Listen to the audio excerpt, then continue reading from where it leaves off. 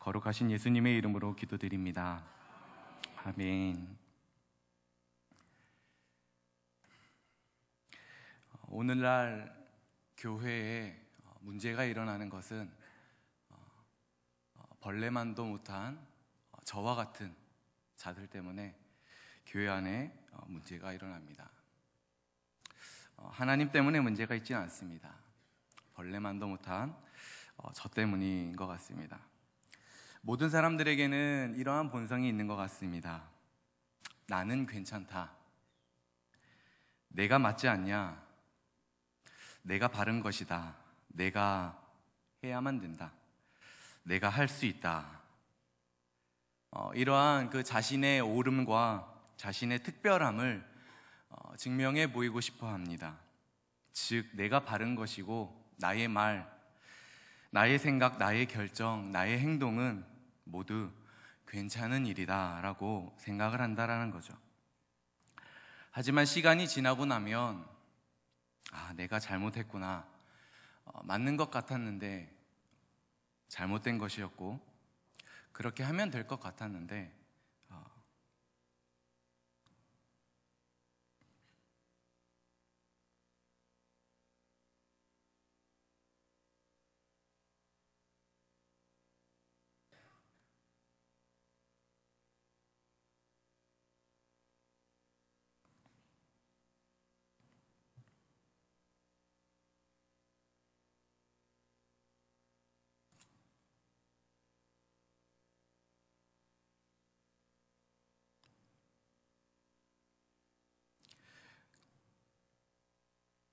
그렇게 하면 될 것 같았는데 바르지 못한 행동이었구나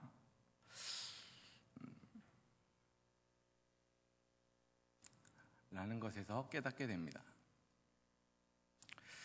모든 문제는 자신에게 되돌리면 문제는 없습니다. 오늘 본문의 말씀에 예수님의 제자들도 이러한 착각 속에 빠져 있는 듯합니다. 주님, 나는 할 수 있습니다. 주님, 나는 주님이 마시려는 그 고난의 잔 모두 다 감당할 수 있습니다 라고 하는 착각입니다.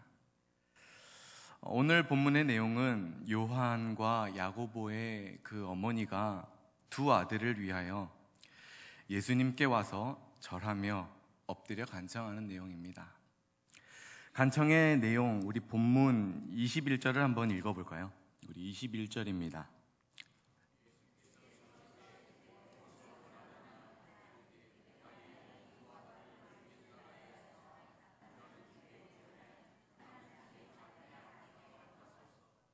아멘. 간청의 내용은 이제 두 아들 중에 하나는 주의 우편에, 하나는 주의 좌편에 앉게 해달라는 간청의 내용입니다. 그런데 이 어머니가 주님께 드린 간청이 어떤 배경 속에서 이러한 간청을 드리게 되었는지 이해하기 위해서는 우리 19장 27절과 28절입니다. 우리 27절과 28절을 한번 읽어보겠습니다. 시작. 이에 베드로가 대답하여 이르되 보소서, 우리가 모든 것을 버리고 주를 따라 싸운데 그런즉 우리가 무엇을 얻으리이까?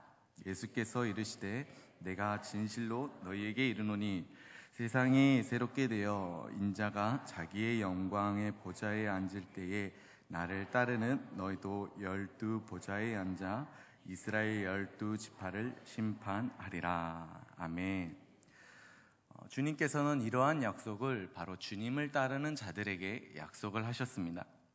우리는 이 어머니의 간청을 이 말씀의 배경 속에서 이해할 수 있습니다.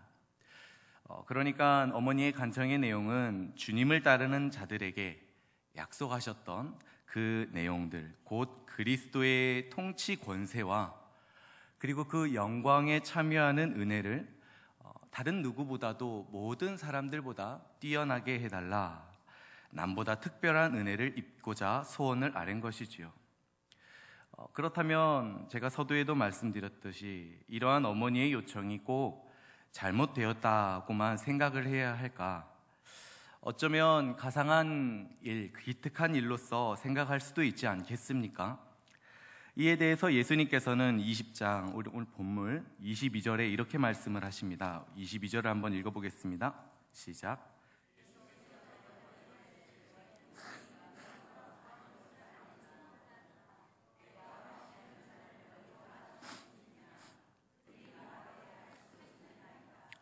아멘.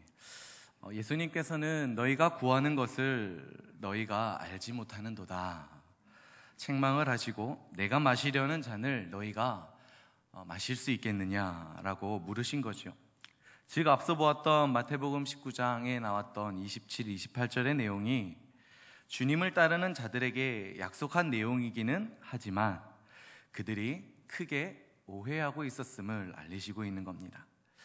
그러므로 주님께서는 주님의 그 나라의 영광에 참여하기를 원하는 그 요한과 야고보에게 내가 마시려는 잔을 마실 수 있겠느냐라고 물으신 것은 주님께서 받으실 그 영광에 참여하는 것, 주님께서 받아내실 그 영광에 참여하는 것과, 그리고 주께서 고난에 그 참여, 그의 고난에 참여하는 것과는 분리가 될 수 없다라는 것입니다. 즉 주를 따르는 자들에게 있어서 영광과 고난은 서로 분리될 수 없는 것이며 함께 가는 것이다 라고 알리시는 것이지요. 그래서 주께서 받으실 그 영광에 참여한다는 말씀은 곧 그의 고난의 잔에 참여하는 것일 수밖에 없다라고 알리시는 것입니다. 하지만 제자들은 그 뜻을 깨닫지 못합니다. 주님께서는 제자들에게 십자가와 부활, 고난과 영광에 대해서 말씀하신 뜻이 무엇인지 여러 번, 그리고 본문 앞에서도 이에 대해서 상세하게 가르쳤음에도 불구하고 여전히 그 뜻을 제자들은 깨닫지 못한 것이지요.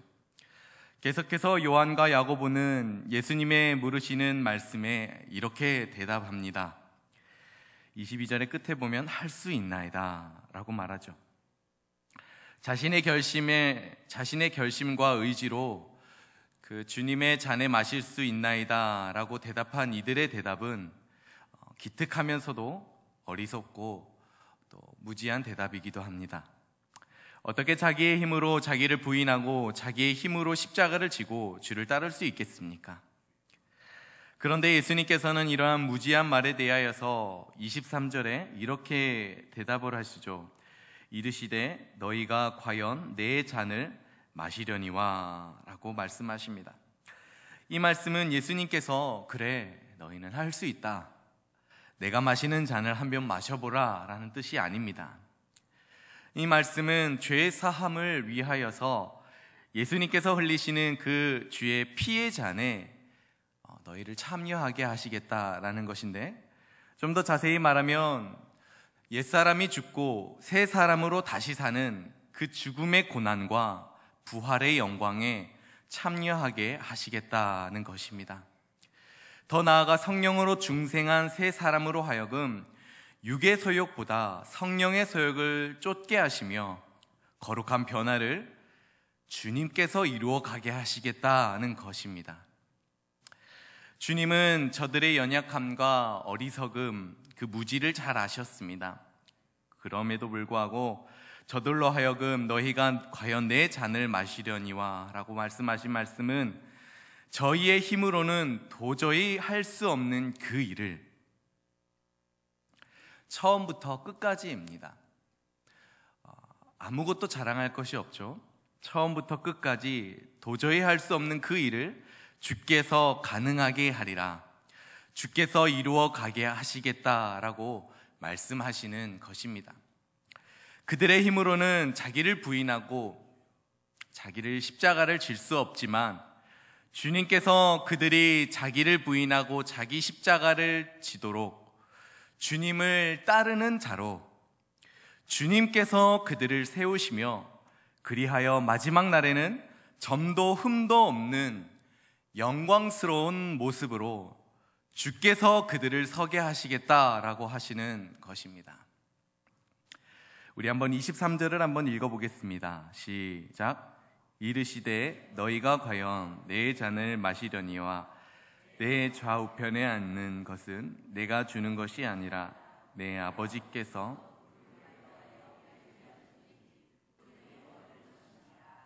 아멘. 영광에 참여하는 것, 주의 좌우편에 앉는 것은 내가 어떻게 약속할 수 없다라는 말이 아닙니다.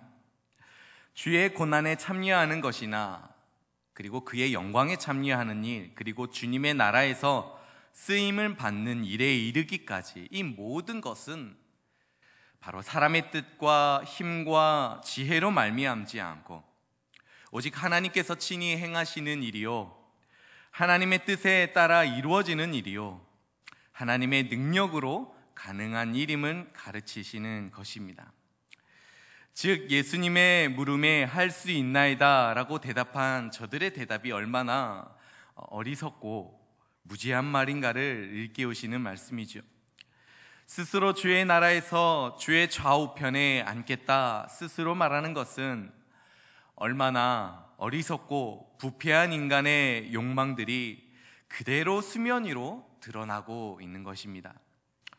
그렇습니다. 주님의 고난에 참여하는 것은 물론이고 그의 영광에 참여하는 일, 그리고 주님의 나라에서 쓰임을 받는 일에 이르기까지 이 모든 일은 사람의 뜻과 힘과 지혜가 아니요 오직 하나님께서 친히 행하시는 일이심을 우리의 모든 것들을 내려놓고 인정해야 합니다.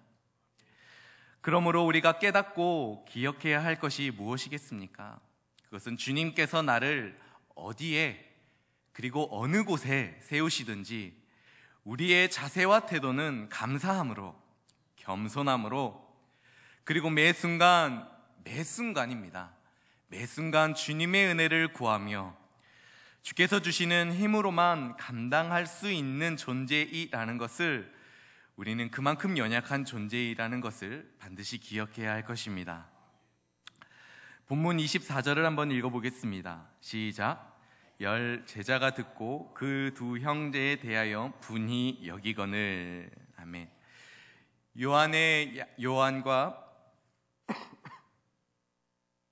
요한과 야고보의 어머니가 예수님께 이런 청을 드렸다는 사실을 이제 열 제자가 듣고서 두 형제에게 분히 여겼다라고 기록하고 있습니다. 분히 여겼다라는 것은 요한과 야고보가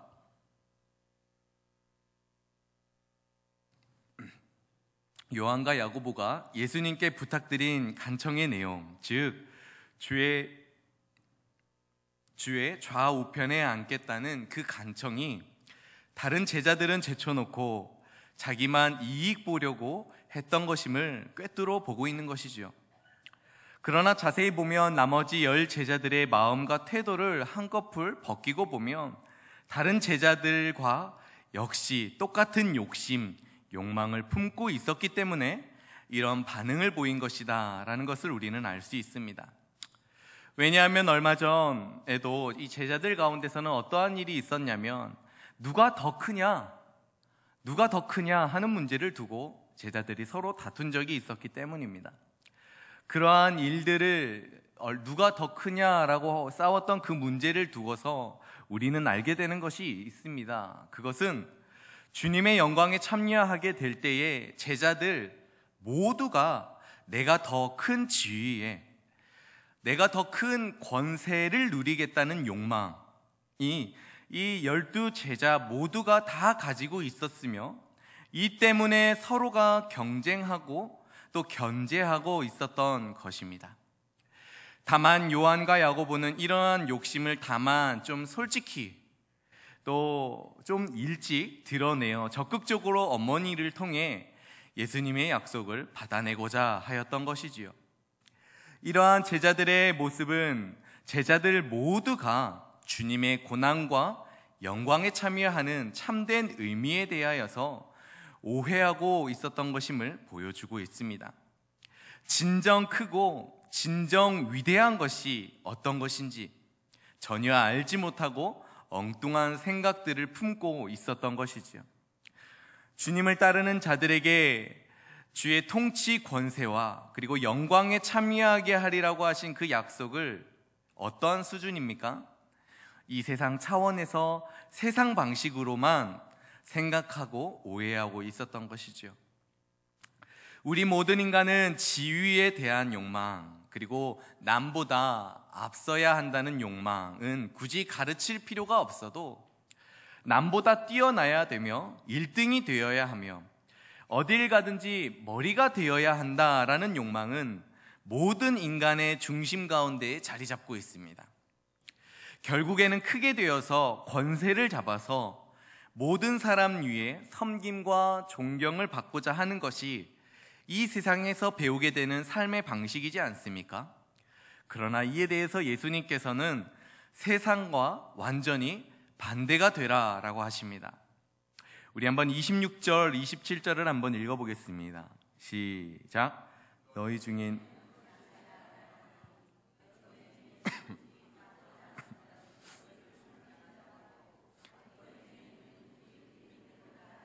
너희 중에 종이 되어야 하리라. 아멘.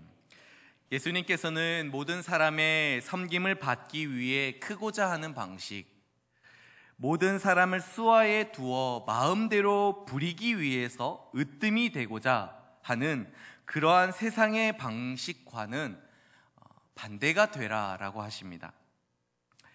섬김과 높임을 받으려는 욕망을 마치 이 본능과도 같은 이 욕심을 부인하라라고 하는 것이죠. 우리는 이 26절과 27절의 말씀을 때로는 이렇게 오해합니다. 먼저 남을 섬기는 자가 되면, 혹은 먼저 스스로 낮은 자리에 처하게 되면 나중에 섬김을 받게 되고 나중에 높임을 받게 되리라는 식으로 우리는 생각합니다만, 그러나 주님께서는 그러한 것을 염두에 두고 말씀하신 것이 아닙니다. 그것이 아니라 섬김 자체가 크다, 섬김 자체가 귀하다라고 여기시는 겁니다. 세상은 섬김을 받는 것이 크고 대단한 일이라고 생각하나 이것은 세속적이고 잘못된 생각입니다. 주님은 섬김 그 자체가 가장 위대한 일이다 라고 말씀을 하십니다. 자기를 낮춰서 섬기는 것 자체가 크고 위대한 일이며, 자기를 낮춰서 남을 섬기는 그 모습이 으뜸인 자의 모습인 것입니다. 우리 한번 28절을 읽어보겠습니다. 시작.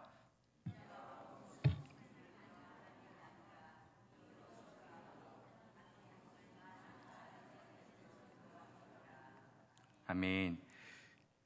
예수님께서는 하나님의 아들로서 하나님의 백성을 다스릴 메시아로 오셨으나 결코 섬김을 받으려는 생각이 없으셨다 합니다. 조금은 있으셨을까요? 그는 오히려 자기의 목숨을 많은 사람의 대속물로 내어주셔서 죄인을 살리려고 하시는 생각으로만 오셨다라고 말씀을 하십니다. 그러니 이것 자체가, 이 예수님의 섬김 이 자체가 크고 이 자체가 위대한 것 아닙니까? 이것을 함으로 말미암아 이 세상 가운데 높임을 받으려고 하는 그 생각이 예수님의 그 모습 가운데 조금이나마 있으셨을까? 없으셨습니다. 없으셨죠. 이 섬김 자체가 위대함이고 큰 일입니다. 그러니까 우리가 오늘 본문 전체를 통해서 경계해야 하는 것이 있습니다.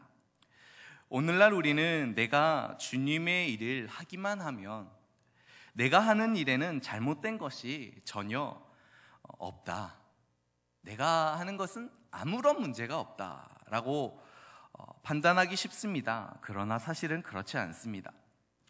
우리가 주님의 일을 하면서도 세속적인 생각, 그리고 욕망, 이러한 것들이 썩어 들어져 올 수 있음을 경계하라고 하십니다. 그리하여 겉으로는 신령한 모습을 하고 있으나 실은 세속적이고 부패한 욕망, 부패한 태도와 자세를 경계하라 하십니다. 주님의 일을 하면서도 세속적인 모습을 늘 경계하지 않으면 주님의 일을 하면서도 결국에는 경쟁과 시기로 가게 되어집니다. 나는 너와 다르다. 나는 너보다 낫다. 이러한 생각이 자리 잡게 되어집니다. 교회 안에서도 주의 일을 하면서도 서로 누가 높은가, 서로를 경쟁하며 팔을 나누며 이 세상과 다를 바가 하나도 없는 일들이 일어나게 됩니다. 지금 주님께서는 이러한 제자들의 그 본심, 그 마음 가운데 있는 그 욕망을 염두에 두고서 그 본질적인 내용들을 말씀하고 지적하고 계신 것이죠. 그러므로 내가 무엇을 하고 있다고 한들, 아니 오늘 우리가 무엇을 하고 있다고 한들, 내 입에서 찬송을 하고 있다고 한들 그것으로 안주하지 마시고 찬송하는 그 입술에서 악한 말을 하고 있지는 않는지까지 늘 경계하시기를 바랍니다. 그러므로 우리의 어떠한 은사, 우리의 직분, 우리의 섬김, 이 모든 것들이 자기의 지위를 과시하기 위한 것으로서 주신 것이 아니다라고 하시는 말씀임을 우리는 기억해야 합니다. 오히려 내가 부족하고 내가 연약하기 때문에 은사와 직분과 또한 섬김을 하게 하셨다라는 것을 우리는 생각해 볼 필요가 있습니다.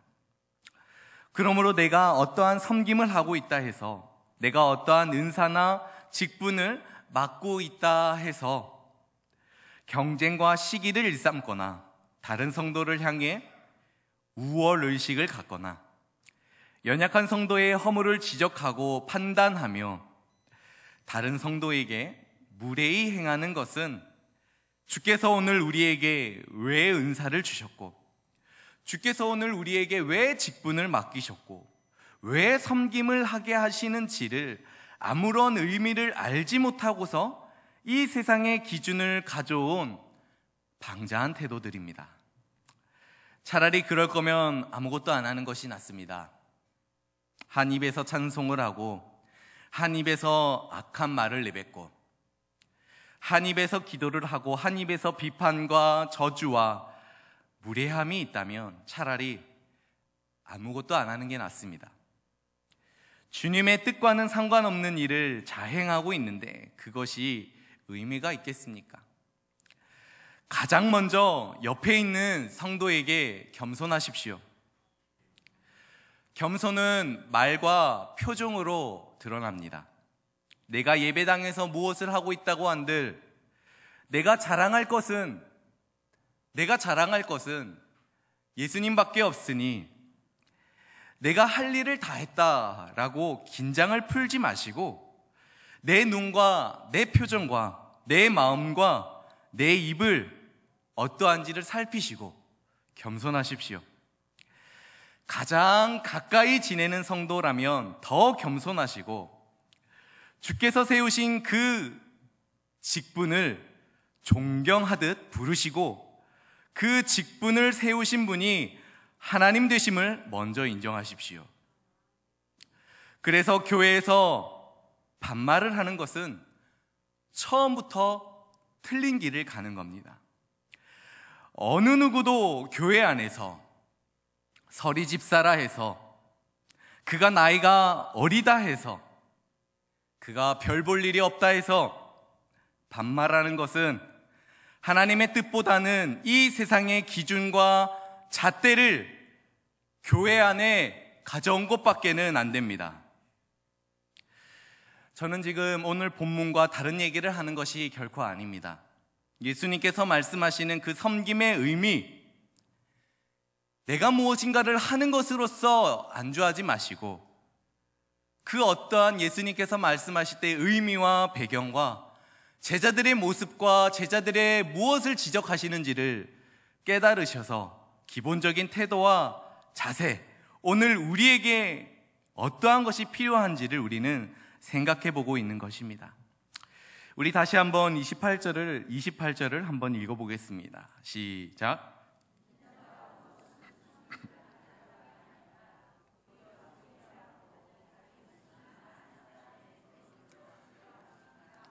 아멘. 주님께서 이 땅에 오신 목적은 한 단어로 말하면 섬김 그리고 대속물입니다. 예수께서 그리스도의 의를 우리에게 주시기 위해서, 그리고 죄인의 모든 그 죄를 예수께서 가져가시기 위하여서 오셨습니다. 그러하기 위하여서 그는 반드시 사람이 되셔야 했고 그가 이 땅에 오신 것입니다. 그래서 그가 우리에게 보여주신 것은 어떠한 조건을 바라는 마음으로 사랑을 보여주신 것이 아니라 그러한 마음 일체도 보이지 아니하시고 그냥 그 섬김 자체가 귀하다라고 말씀을 하시며 그 섬김 자체의 사랑을 우리 가운데 보여주셨습니다. 오늘날 이 세상에서는 사랑이 변합니다. 조건이 있어야 합니다. 그래서 이 세상에서는 우리가 그 사랑을 배울 수도 없고 구경할 수도 없고 조금이나마 생각해 볼 수도 우리는 없습니다. 그런데 예수님께서는 그 사랑을 실제로 우리 가운데, 우리 귀에 들려주셨고 우리 눈에 보여주셨고 우리 마음에 새겨주셨으니 우리의 눈과 귀와 마음은 가장 복되지 않습니까? 어쨌든 주님께서는 모든 것들을 보여주셨습니다. 주님께서는 가장 오래 참으셨고 끝까지 참으셨습니다.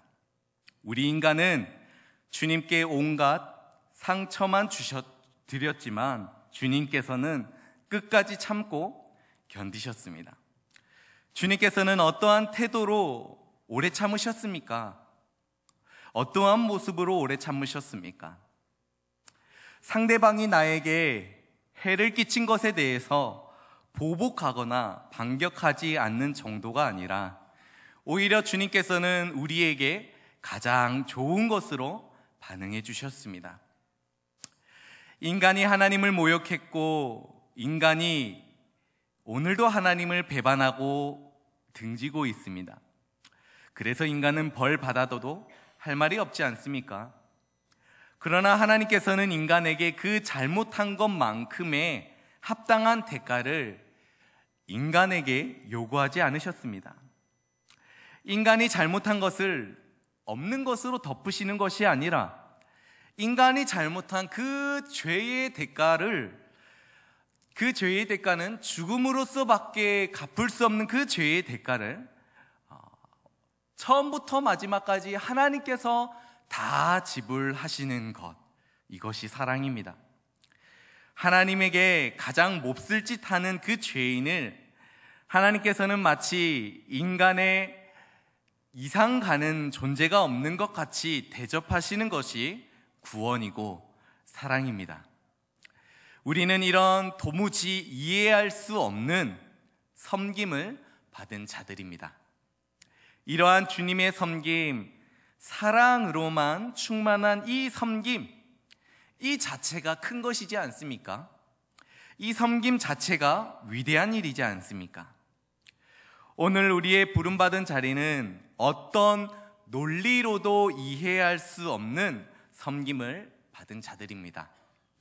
더 나아가서 내가 어떤 섬김을 받은 자인 줄을 진심으로 깨달은 성도만이 할 수 있는 것이 바로 주님을 섬기는 일입니다. 다시 한번 말씀을 드리면 내가 어떠한 섬김을 받은 자인 줄을 진심으로 깨달은 성도만이 할 수 있는 것이 주님을 섬기는 일입니다. 그래서 주님을 섬기는 것, 성도를 섬기고 교회를 섬기는 것, 이 자체로서 하나하나 모든 내용이 가장 귀한 일이다라고 할 수 있습니다. 그러니 더 이상 우리는 어떤 것 때문에도, 아니 그 어떠한 것들 때문에도 우리는 무엇할 필요가 없습니까? 경쟁할 필요가 없죠. 시기할 필요, 판단할 필요, 얼굴에 인상을 찌푸릴 필요도 없습니다. 만약 섬김의 모습이 부족한 사람을 향하여서 아니 저 사람은 좀 그래, 그러한 사람들을 향하여 그 사람은 섬김이 없다라고 판단하는 것만큼 어리석은 것은 없죠. 우리는 성령의 은혜로 말미암아 주님의 섬김을 우리는 깊이 깨달아가고 앞으로 깨달아야 하고 영원토록 깨달아야 합니다. 이제 우리가 주님을 따라서, 그 주님의 섬김을 따라서 우리가 섬기는 내용들, 이 모든 것은 주님의 자랑입니다. 그리고 주님의 영광이 되어집니다. 그렇게 말할 수 있는 것은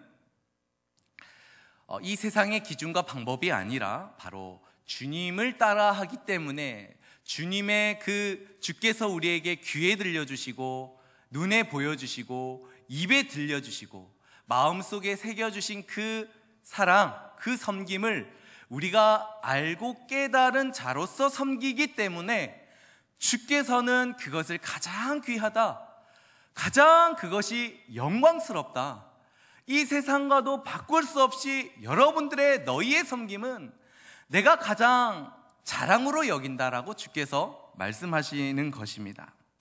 그렇게 하나님께서는 예수님의 순종과 섬김을 하나님의 영광으로 삼으셨고 예수님의 대속물 되심을 하나님의 자랑으로 여기셨기 때문에 우리는 그렇게 말할 수 있는 것입니다. 그래서 때로는 우리가 고민이 되는 우리의 섬김의 자리가 있습니까? 마음이 어려워질 때가 있는 섬김의 자리가 있습니까? 눈물이 멈추지 않는 섬김의 자리가 있습니까? 때로는 칭찬을 받고 싶은데 칭찬이 없는, 또한 아무도 알아주지 않는 섬김의 자리, 이러한 자리가 있으십니까?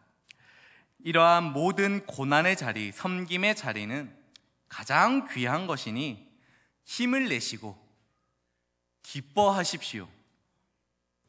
그래서 이러한 모든 섬김의 자리는 하나님의 정말로 자랑이 된다라는 것을 기뻐하시기를 바랍니다. 이 내용들이 우리에게 위로가 되어지고 격려가 되어지기를 바라며 앞으로 우리가 감당해야 할 어떠한 섬김의 자리이든 주님께서 보여주셨던 그 사랑과 그리고 겸손으로만 가득한 섬김의 자리를 보여주시기를 바랍니다. 사랑과 겸손의 섬김의 모습으로만 여러분들이 가는 곳곳마다 그러한 것을 보여주시어 정말로 주님의 자랑이요 주님의 기쁨이 되어주시는 귀하고 복된 성도님들 되어주시길 바랍니다. 아멘. 기도하시겠습니다. 사랑의 주님, 주님께서는